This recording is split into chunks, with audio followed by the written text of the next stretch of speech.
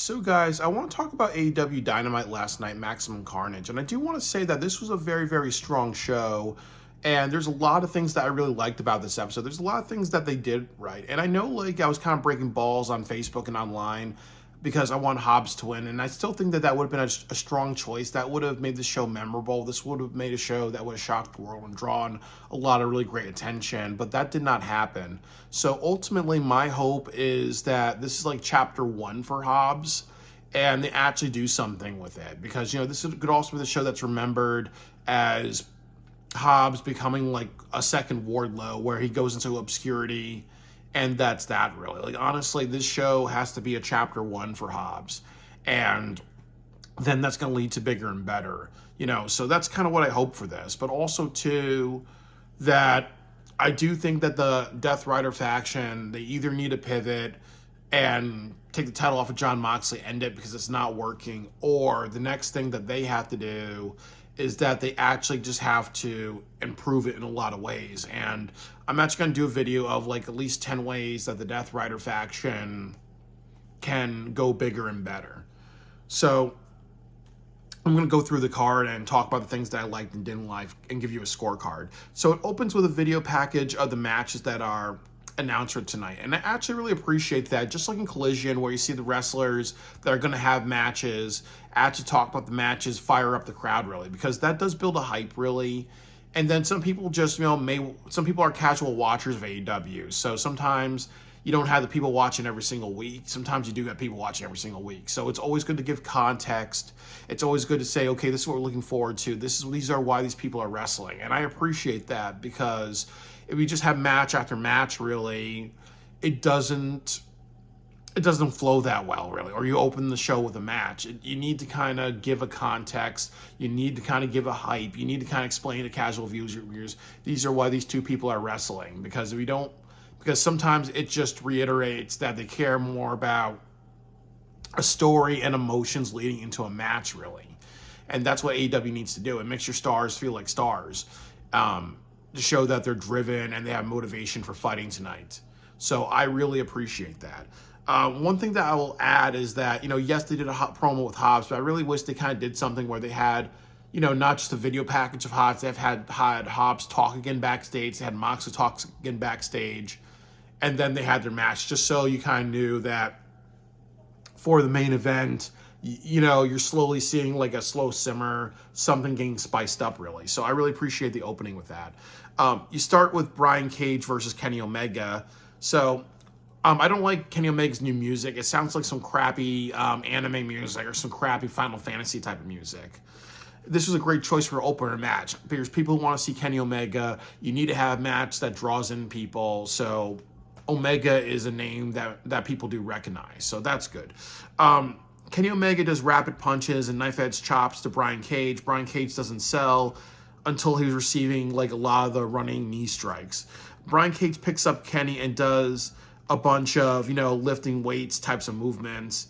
Brian Cage takes a while for offense to hurt him, so he appears like a big man. And I really appreciate that both him and Hobbs were the best wrestlers on the show tonight. They both acted like big men. They were not doing something it took a while for them to receive some damage, so I really appreciate that, because, you don't do something like you have Wheeler Yuta or you have Commander and you have a couple of other people actually go 50-50. You have to be okay, this is my big, strong man, really. So it takes a while for some of the blows to actually land, or it takes really, really big moves from a champion to actually do damage to them, so I appreciate what Brian Cage did tonight. And I also appreciate, Hobbs. Brian Cage does a power bomb, and Kenny Omega counters that to a Hurricane Rana. Brian Cage uses a lot of powerful lariats. Brian Cage does a press slam of Omega onto the announce table, and Don Callis hits an injured Kenny Omega. Great heel work. And I kind of said to myself, imagine if that was the end of the match. Imagine if that led to a DQ because of Don Callis actually hitting Kenny Omega, because they don't do a lot of DQs in AEW they kind of let, like, when somebody does something illegal in a match or when somebody's outside the ring for a long time, they actually don't do something. So that would have been an interesting start if you kind of cut that off, because then you could have done a rematch, or you could have set up Kenny Omega and Will Ospreay versus Brian Cage and Lance Archer, or Kyle Fletcher and Takeshita at AEW Grand Slam. So they could have set up something. They could have set that up at this moment. I think that that's what they should have done, because that would have surprised the audience by having, a DQ. But one of the later matches ended in a DQ, so I'm okay with them continuing this. But Don Callis lived up to the role.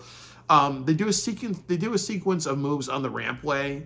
So I was happy because I did see the referee start counting, but I think for a while they went over 10 seconds. So they really need to stop doing that in AEW, where people fight in the arena or people go outside and referees don't count, or referees are like, okay, that's it, you guys, that's it, it's over, because you have to really enforce the 10 count rule. That does not make sense in professional wrestling. And they also said months ago that when it's the NJPW title,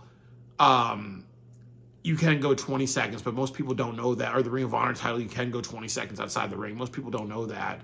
And then the other thing that they did, which is stupid, is that they said that there's a special rule in AEW where a referee believes that the match should continue when there are no DQ or people outside the ring spots. The referee, it's up to the referee's discretion to say, okay, you know what, let's let that match play out, really. And that's completely retarded, because no other company does that. You don't even explain that to the audience. So that makes no sense, really. So this whole entire fighting outside the ring for more than 10 seconds is not good. Brian Cage has a pump handle slam, looks very sick. Kenny Omega does a great job selling his injury. Kenny Omega's a top rope power bomb and running knee strike. A lot of Kenny Omega's moves were running knee strikes, so it was a little too repetitive. Kenny Omega did the one wing angel on Brian Cage to recap this match. They had a great opening match. Kenny Omega and Brian Cage are great opponents for each other, because obviously Brian Cage needs to be losing to legitimate people, or he needs to be a challenge to legitimate people like former champions as Kenny Omega, not people like Commander. Great welcome back match. The selling that Omega did was good. Brian Cage, I want to see more of Brian Cage. He needs to be winning. He needs to go on a winning streak against a lot of opponents. He also needs to lose matches to legitimate people, like former AEW champions, or people holding titles that are legitimate, So, if you give Shelton a title or Bobby Lashley a title, I would expect that's the only time Brian Cage loses, really, So he should not be having a match with Daniel Garcia.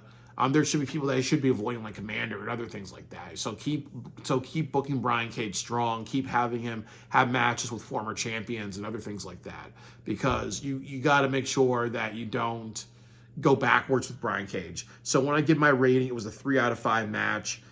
I appreciate the post match. Don Callis family attacking Omega and Ospreay. It could be the Don Callis family versus Ospreay and Omega at Grand Slam. You could have Takeshita versus Omega for the international title. I like the hinting of future matches, so I was very happy with it. So it got a 3 out of 5 for me. So it did a lot of good things, and I really appreciate that. I just think it was very repetitive with the Kenny Omega knee strikes. And then also, I'm not a fan of Brian Cage losing, because he loses too much. The next match was Private Party and Mark Briscoe versus the Hurt Syndicate. What they did was that before they started, they had a bunch of promos. So they had the promo of the New York Minute, and they did talk about the Chris Jericho and Moxley teaming up together. They said that Chris Jericho can guarantee that they're on the same page. And I like they're addressing the controversy, but they're doing it in a Chris Jericho type of way, because he has to play his character. But once again, this is stupid comedy. This doesn't elevate anything. This is Jericho being as they say, the get the fuck off of television type of heel. So like I've said, you have to have Big Cass turn babyface, or he betrays Chris Jericho, joins the Moxley faction. He becomes the AEW ROH champion. He becomes the ROH champion, or you do something like you actually have Hobbs join the Moxley faction and take the title off of take the title off of Chris Jericho, or you have him be a babyface, and then he becomes the ROH champion with either the Hurt Syndicate or Rated FTR, and you do that at like the Supercard of Honor show. Like, there's things that you can do that will elevate that to a positive direction. So I appreciate the promo. Jericho's just being the heel. They have to hype up Collision, and I can appreciate a company that wants to stand by their guns, because, you know, that's just what you do in life sometimes. You say, you know what, Tony's like, okay, even if people don't like it, I'm the artist, I'm the director, I want to do what I want to do. Sometimes that's a bad decision, but you can respect somebody that stands on their ground. The next segment was Ricochet, and I appreciate what they're doing, because sometimes they have match after match after match, or they may do match promo, so you got to break the pattern. So I appreciate Ricochet coming out. I kind of was saying that he was getting, like, Ricochet takes a while to answer, allowing the crowd to respond, really. So a lot of people were booing, and a lot of people were chanting for Swerve, really. So I said to myself, you know, what I would have done is that if I would have had Ricochet say, you know what, I'm waiting for next week, Cincinnati is the shit, and he throws a roll of toilet paper in the crowd, or, you know, or he just walks off, really, and flips off the audience, so we don't hear what he says. And then next week, you actually have him come down and address the next crowd, and then you do that. Just like what Chris Jericho did in WWE, where he came back, we wanted to hear what he had to say, and then he made everybody wait an extra week, really. So I think Ricochet could have done that. That would have gotten a lot of attention, really. And then you would have kind of had something for this week and next week, and that would have been, like, you know, jarring. That would have worked, you know. That would have been something different and unique. But I really appreciate that they're hyping Swerve versus Ricochet. Ricochet shows the bloody photo to kind of remind people. Then what happens is Nana hits Ricochet with a chair. I was not happy with this, because honestly, it makes Ricochet look a little weak. And then Swerve comes down with the chain. Ricochet runs out of the building. So I was kind of saying to myself that I wish Ricochet, they kind of did something where they had, like, Ricochet actually fight Swerve, and that got broken up. I think that's what they should have done, because Ricochet runs away and it makes him kind of look goofy, and he kind of looks, as I said, I think on one side Ricochet needs to be like, I don't back down. You disrespect me, there's consequences. He needs to be that type of Ricochet. He needs to be Chris Rock when Chris Rock's mama tells him to do the dishes. He needs to be like, you know what, I stand by my ground, and that's what he needs to be.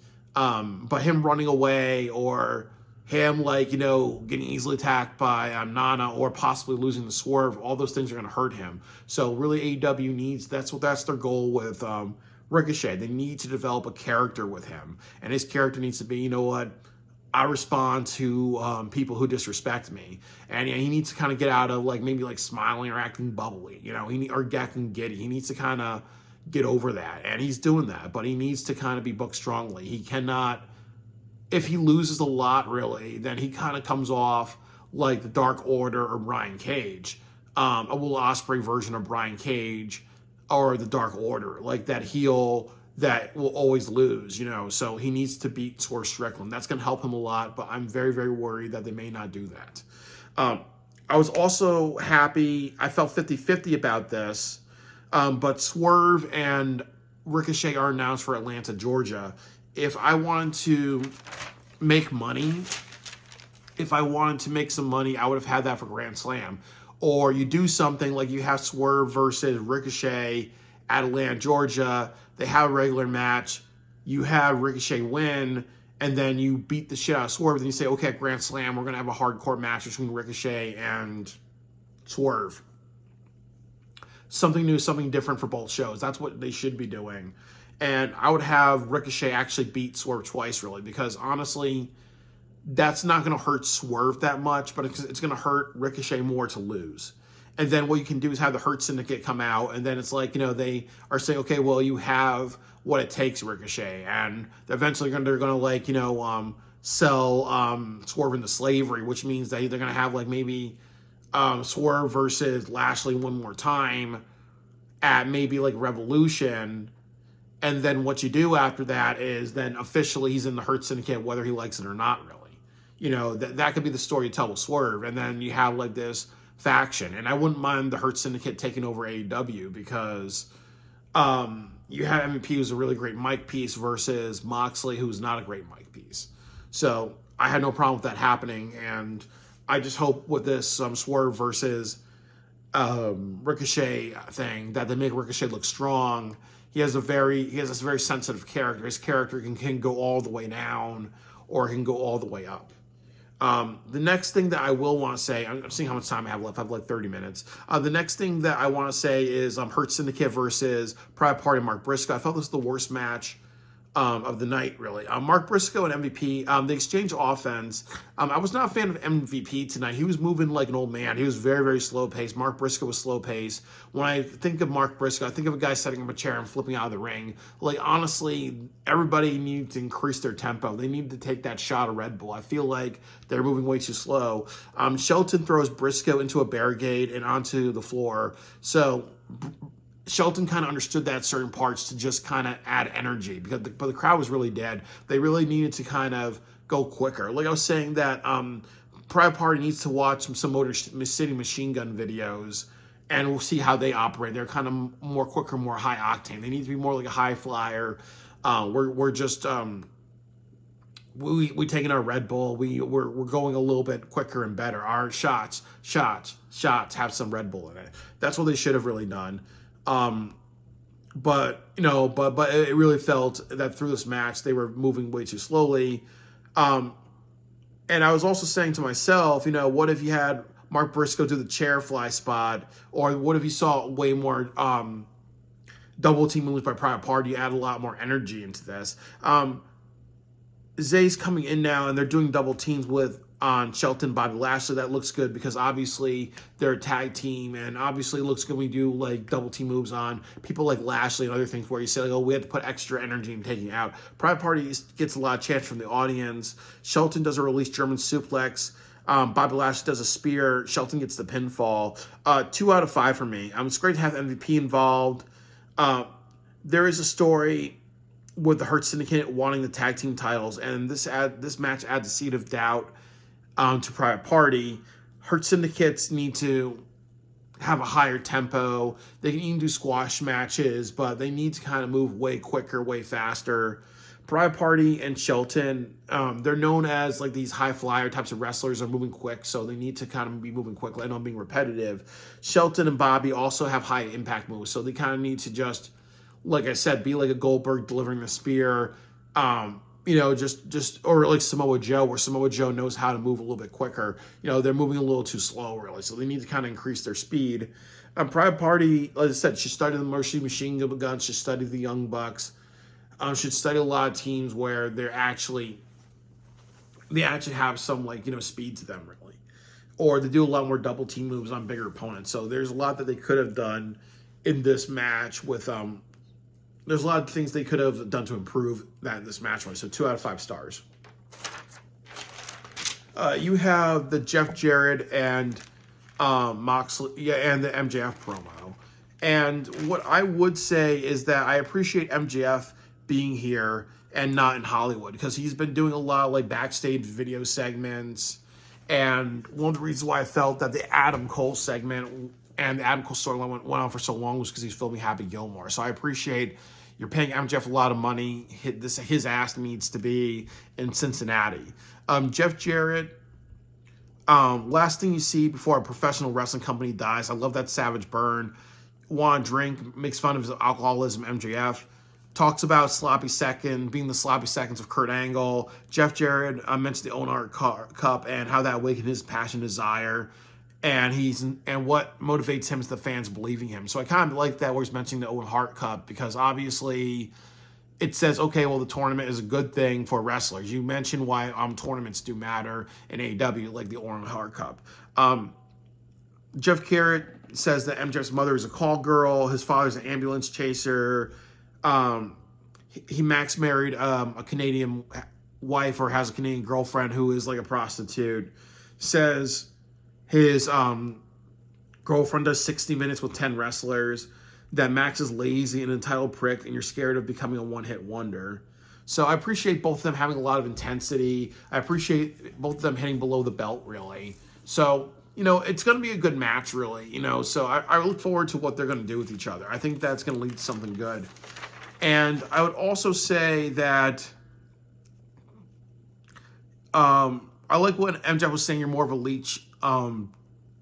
you're a leech living off of Owen Hart, and he brings up Owen Hart many times, and then, Jeff Jarrett just loses his cool and starts hitting MJF, really, and then Karen Jarrett comes in, and she's trying to, like, stop Jeff, really. So, like, I know they like to over-feature Karen Jarrett. They like to put some shine on Karen Jarrett. That's really something that happens in a lot of matches where, with Jeff Jarrett, he wants to put shine on his wife, really. But this is something that made sense. Obviously, obviously he shouldn't be fighting. He shouldn't do something that's going to get him suspended. You can't have fights like that in AEW or any type of wrestling company. That does lead to suspensions and storylines. So obviously her coming out and just saying, Jeff, cool it. This is unsanctioned. That works, really. And then you see MJF, like, put his hands on her.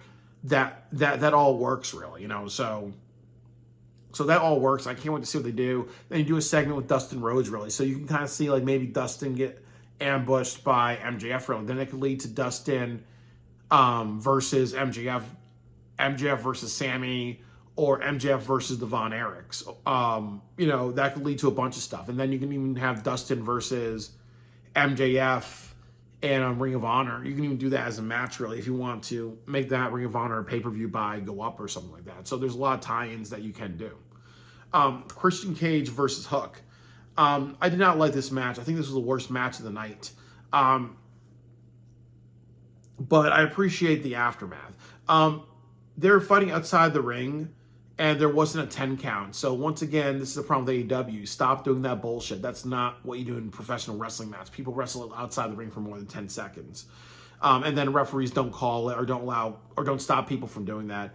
And then what happens was that there was just a lot of spots where Christian Cage was adding comedy or he was avoiding Hook. So I really felt like you didn't really see it should have been like a 50-50, they don't stand down from each other type of match, really. That's what it should have been. But you see Christian Cage be dastardly, Christian Cage try to manipulate Hook, and it kind of comes off as like poor man's comedy, really. Like you see Christian Cage asking Hook for a fatherly hug. That just looks really stupid of him. It kind of reminds me when he and Copeland wore the hockey jerseys, in a match. It just looks retarded. Then you have Christian hugging Mama Wayne. And I kind of was saying, too, okay, you're doing too much 48-hour film project type of comedy. You're interjecting comedy in this match. That's not where the dynamic of this match would work. And 40-hour film project comedy just means stupid and slapstick comedy, or you can't take a moment seriously. Because like I said, when you do a film competition like the 40-hour film projects, a lot of films that are created for that competition have a lot of hokey, dumb, silly comedy or comedy interjected, really, so that's kind of what the reference is. Hook does a flying elbow off the top apron. Looked really good. And I would say, Christian is retreating too much in the match. Hook is giving a lot of offense. So maybe what they're trying to do is make Hook look strong, really, but they actually make Christian look weak. It should have been 50-50 offense and no retreating or any type of, like a lot of the spots where you see Jericho retreating or trying to give Hook hugs. Like, it felt like he was interjecting too much comedy. Hook does a fisherman suplex, which looks good. I was happy that the match got thrown out, really, because AEW doesn't do a lot of that in their company, where people interfere and people give hits to other wrestlers. You have to do something where that ends in DQ a lot more. So it was a different ending. Samoa Joe comes back, and to me, that really added to the match. I would say it's 3 out of 5 stars for me because of the ending. You had a DQ, which doesn't happen a lot in AEW.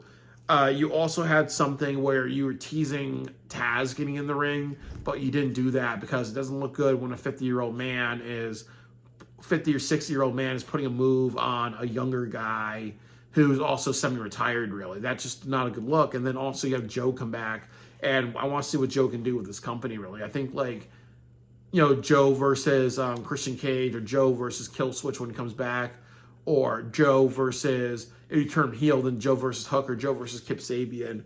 There's a lot that you can kind of do with Joe with this. I think that there's just a lot, really. What if Joe and Hook become tag team champions? There's a lot that you can do, really. So I'm just looking forward to seeing what they do with Joe and Hook. So I really, really hope that this leads to something. So it was 3 out of 5, really, for the epilogue of this match. The next thing that happened is I went to the bathroom. I had a shave before work. Sometimes when I watch wrestling shows, I get a little tired. So, maybe I feel like some of the show's a little bit boring, but I really enjoyed tonight. But they did a segment with Adam Cole, and I was very, very proud of this because they're saying, okay, when it comes to Adam Cole, we actually just know that he has a goal. He wants to win championship gold. Maybe he's going to face the trios title holders. He wants to win gold this year. So I'm happy they say, okay, there's a direction for Adam Cole. There's also a reminder that he's not facing MJF really. So I appreciate that. They also announced that's going to be Okada versus Tomohiro Ishii. And I'm very happy that they had a promo. They had a segment giving the history between them. And they also have to show that promo one more time at Collision tomorrow night. And I appreciate that because you're not doing something like, okay, here's two NJPW wrestlers. Most people don't know who the fuck they are. So we're going to have a match and people are going to be like, who are these two wrestlers from Japan, really? You have to kind of really give people context. So I'm happy they gave context with Okada and Ishii. And that's been a big problem in AEW. Like when you had Adam Copeland versus Minoru Suzuki, that's not a good match. You have to explain who the fuck is Minoru Suzuki. Why is it a big thing that Adam Copeland, a big star in WWE, is facing Minoru Suzuki? You have to give context. So I really, really appreciate them doing that. The women's gauntlet match, there's a few things about this. I gave it a 1 out of 5. I hated this match because obviously the women's division does not have a lot of wrestlers in it that are compelling or believable. Like the only wrestlers that are compelling to me are Harley Cameron, Toni Storm, Mariah May, and Willow Nightingale and Chris Statlander. But Thunder Rosa tries, but she doesn't really. Thunder Rosa tries, so I'll give it to that really. But you don't really have like 20 people, or you don't really have 10 people or 20 people that actually, really take it to the next level, and that's what needs to happen really. So there was not any like wrestler I wanted to see. The other thing too is that most people don't know the rules of the gauntlet match. Just like when you watch NXT and they do like that fast lane match, they post the rules, or even in the Royal Rumble, sometimes they may post the rules, but sometimes with special matches like this, you have to post the rules so people know, or graphics that say, this is what a gauntlet match is. And a gauntlet match in AEW is that two wrestlers enter the ring, and during every duration, another wrestler enters. And the way you win the match is that you have to get a pinfall.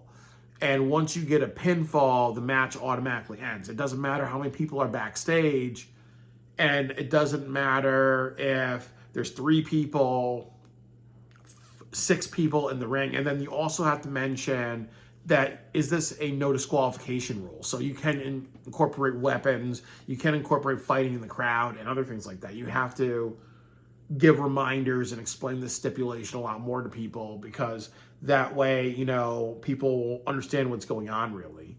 And then also you need to show people backstage, what would happen if you had a bunch of wrestlers like Thunder Rosa or Anna Jay or Penelope Ford or Saraya and a few other people backstage. They don't get their spot, and then they're angry at Toni Storm, and then you're going to have them feud with Toni Storm and be like, okay, you know what, bitch, you always take the spots, you always get the moments. What if you had Nyla Rose? Be like, okay, what would have happened if I was there? You need to there's some stories that you could have tied in. There's more that you can do with this. So, but also too, it's going to be Toni Storm versus Mariah May. This has kind of been what they've been wanting to do for a very, very long time, really. So I really think that, as I said, it's just very predictable. You know who's going to win all this. So this brings me to the main event match. And it's Powerhouse Hobbs versus Jon Moxley.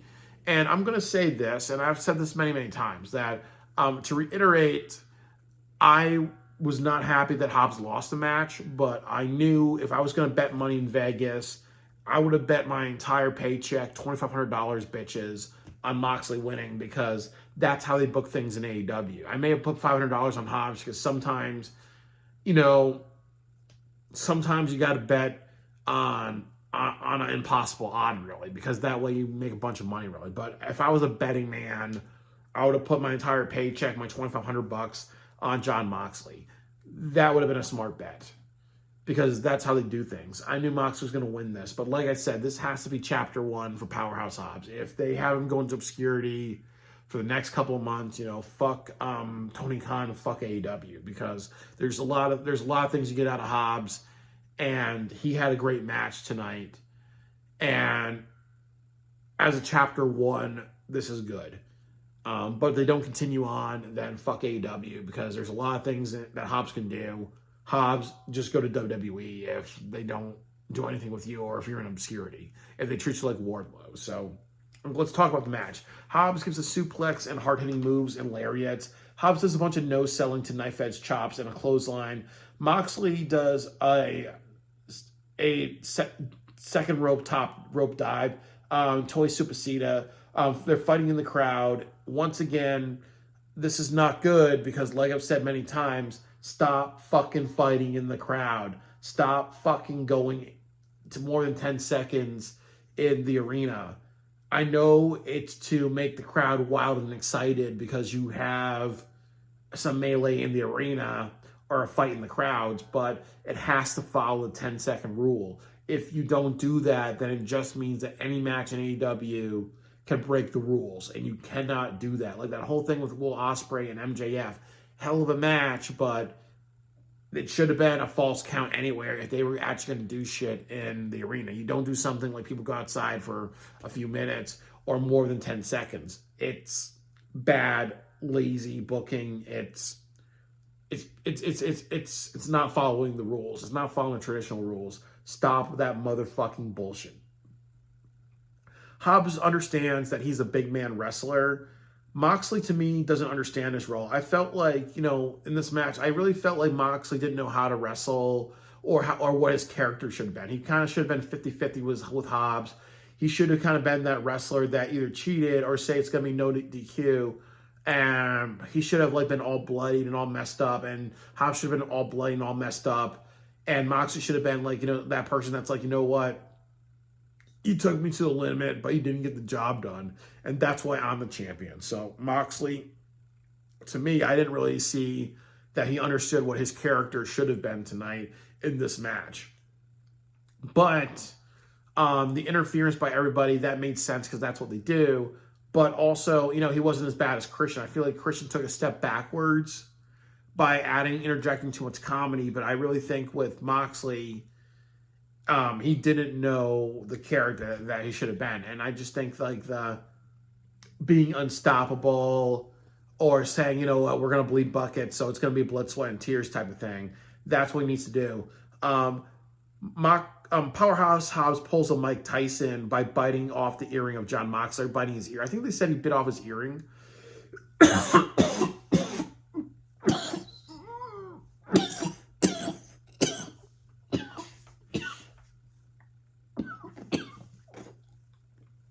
Sorry, guys. I do have allergies. I'm sorry, guys. I do have allergies. I'm sorry, guys. I do have allergies. And the other thing I want to say is that, with Hobbs, Hobbs pulls a Mike Tyson, and then Moxley's ear starts to bleed a lot. And Moxley's bleeding like crazy. I was like, holy shit, man. I honestly let's say either use a blood capsule, but that was a lot of blood, really. They have to be really careful because you can get an infection. And then the other thing, too, is that they do a lot of biting faces too much. And they do a lot of, biting noses or biting part of people's ears and whatever, really. But they kind of do that way too much in AEW. So I think that it's like what they were doing with the table spots or the burning table spots like last year. If you do it too much, it does not become special. It becomes like a gimmick, really. So they should not have anything like that. Probably until you get to, like I said, a couple of months where, you may do Eddie Kingston versus Moxley or Omega versus Moxley in more of a hardcore type of stipulation, or you do something like you have Hobbs versus Moxley in the Last Man Standing match type of thing, really. I really think that that's where you need to have that next, really, because it's been a little too much. What also happens is that Hobbs hits the shoulder block, multiple clotheslines. 90% of this match felt like offensive Hobbs. Hobbs does a tour of the islands, and that's one of my favorite moves, on the top rope. Moxley hits a cross arm breaker submission.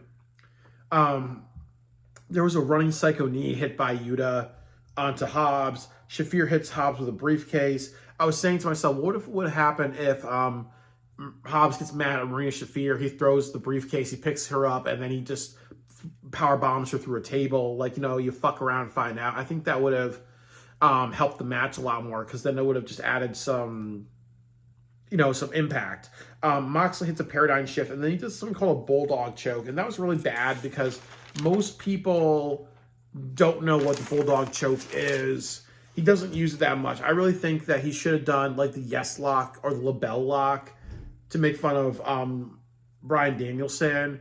Or if you want to have a submission, you should have done like the calf crutcher or something that people would have gotten really. Or like I said, you should have done the label lock, or you should have just done like, even John Cena's finisher, like something that more people recognize. Most people don't know what the bulldog choke is. I felt like that's like a name like maybe a first grader would come up with for a move, really. But I didn't feel like that was the right submission they should have done, really.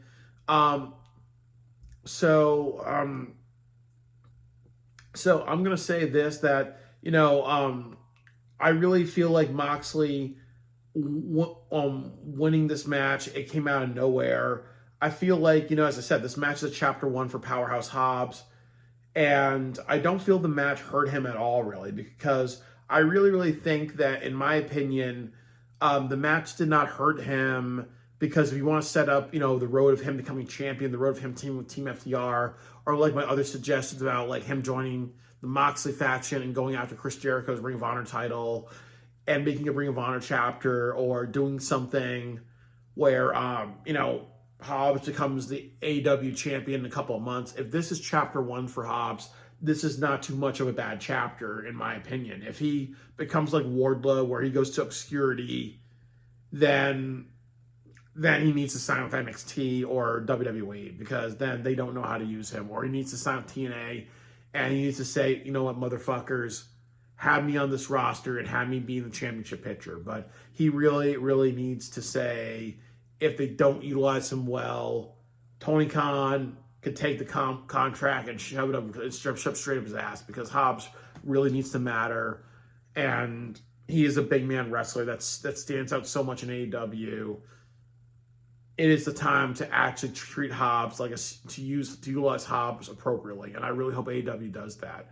It's wishful thinking, but it really needs to happen. So this only hurts Hobbs if they don't follow through with it. The next thing that I want to say is that FTR and FTR come out like maybe 10 or 12 seconds a little too late. That does not make sense. Hobbs gets a really big beatdown. So overall, 4 out of 5 for me. Really great actions. Hobbs looks very strong. Hobbs worked well like a big man. I would like to see continuing of Moxley versus Hobbs. On the downside, Adam Copeland versus Moxley. Why did they come out a little too late? And then the next thing that I'm going to say is that they use way too much blood in this match. This happens way too much in AEW. I'm not a fan of them fighting outside the ring for too long, and Moxley really didn't do his role that well, really. I really think that, Moxley should have just been like, he should articulate, or should have been like, bring it on, or like, that's all you got, really, or other things like that. Or maybe, Hobbs is about to win, then you see like him get overpowered by multiple like interference, There should have been like a little bit more. There should have been more of a story of Moxley, either just being like, taking on everything that Hobbs can give him, or either like the Death Riders keep interfering, and then you do like segments where Claudio is doing something to him, and then there's like Hobbs versus Claudio for a while, then Hobbs like taking out Yuta really quickly, then Hobbs taking out Rina Shafir, then he's taking out like Moxley, and then Moxley is fighting back resiliently. They're like, this should have been like, Moxley's kind of on indestructible type of mode. I think that would have been a better match. And then when you do Hobbs versus Moxley again, that's when you kind of make it hardcore and bloody in the last man standing type of match.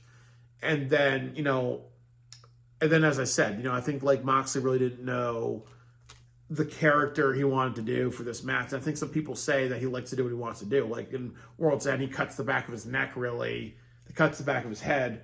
and he's bleeding crazily. So there may be a sense like he may be like Orange Cassidy, where it's like Moxley wants to do what the fuck Moxley wants to do, really. And if that's going on, then that's extremely concerning, and they have to be very careful of that. Like I've said before, and I'll say it again, Adam Copeland versus Moxley for Australia, get that pay-per-view buy. Hobbs versus Moxley at Revolution, get that pay-per-view buy. So I want to say Okada and Ishii and Undisputed Kingdom, that was a plus for the show. I really appreciate them mentioning their goals, giving them context of Okada and Ishii having a match. They did a lot more of the referees counting to 10 or telling people to get in the ring. That's a great improvement. They had great matches, pacing, and with Brian Cage and Powerhouse Hobbs. I mean, what I said was like the matches were good, mostly good tonight. I also appreciate the pacing of the show, so it wasn't match after match. You kind of broke it up with the promos. Brian Cage and Hobbs wrestled really great this match. They both acted like big men and not losing easily to smaller people. They also fought opponents that were appropriate for them, former champions. They should have more star power. They had a lot more star power tonight with MVP and Samoa Joe. Swerve versus Ricochet for Atlanta, Georgia. That's really, really good. That could have been a Grand Slam match. Also, MJF versus Dustin, or MJF versus Jeff Jarrett, or MJF versus like Dustin and the Von Erichs, or the Von Erichs, or Dustin versus Sammy. You know, all that's being set up really. So there's a lot of things you can do. There's Takeshita versus Okada, Takeshita versus Omega, or Ospreay and Omega versus the Don Callis family. There's a lot of like future matches that are being set up, and I really, really appreciate that. The bad things is that the Death Riders continues. That hurts the ratings. Hurts Syndicate matches at a slow pace. Twister and Mariah May, that's very predictable. The women's gauntlet shows a lack of star power. Christian didn't do a good job in his match. And then importantly, the biggest thing is this a chapter 1 for Hobbs? Or will he become irrelevant? And I would say that, have more matches with DQs, have more matches where there are countouts outside the ring. Make sure referees really reinforce that, and make sure that when you have people fight outside the ring for more than 10 seconds, even in the crowd or whatever, that really needs to lead to a no DQ that needs to lead to a match being thrown out. They can't just keep having fights in the ring and then come back, really, because that's bad booking, that's lazy booking, that's just violating rules because you want to pop the crowd. They need to stop that. Stop having matches go outside the ring as well, really, because the other issue is that when you go outside the ring, one of the big problems is you do that way too much in AEW. I think they do that like once or twice a show. That's becoming repetitive. They overdo crowd fights too much. And like I said, the big thing is, are they going to continue this story with Hobbs or not? That's going to determine if this show was good. So I want to say that overall, when I look at the show, when I look at Maximum Carnage, and I also was happy a lot of wrestlers were stepping up. You see Samoa Joe come back. You see MVP step up. You see MJF actually be here. And you see a lot of people just be like, okay, AEW is a sinking ship. We need to actually matter. So I appreciate wrestlers actually just not being at home, or I appreciate MVP coming out of retirement, having a match. There are people who want to be there, and it really shows, and it really shows a lot, really. The other thing I want to talk about is, I think it was Madison Bane, or whatever her name was. She was in the women's gauntlet match. I was like, who the fuck is this bitch, And she had a big headdress, so it's almost like, who the hell are you? If you're going to do something big and mighty like that, you have to kind of make sure you matter. Or I would have had a couple of female wrestlers on the AEW roster that people know, and then you have her come out. I felt like how they paced the women's match by having Madison Bane, or whatever her name is, come out second, didn't work for me. But overall, really good show. I think with the strengths and weaknesses, I'm going to go to 4 out of 5. I think that it did a lot of positives. Tonight. It went in a really, really great direction for me. So 4 out of 5 for me, despite the issues. I think that, the future shows are stuff that I want to look forward to. I think they're setting up multiple matches. And I think one strength of AEW is that some of the matches they're setting up aren't that predictable, because you don't know what they're going to do with Takeshita and Omega, or Omega and Ospreay, because there's 2 options. And then you also have MJF, where there's 4 or 5 opponents that you're potentially setting up, really. So I really think that, I like that about AEW, where they're doing a better job of, there are some future matches, but but you kind of know, but you don't really know because it can go in any direction. So they do have some elements of unpredictability, but they also have some elements of being predictable. So overall, good direction. If I was to go to Revolution, my excitement level, my like, do I want to go to Los Angeles and see Revolution? I feel 3 out of 5 for right now. It has to be 5 out of 5 for me. I might go to Nashville instead and work with my drone for a long weekend, but I'm still like thinking about it. So yeah, I'm going to like think about it a little bit more. So I will consider going to Revolution, and if there's a really great card, if I see a lot of really great strong weeks, until I decide, then I will think about my trip.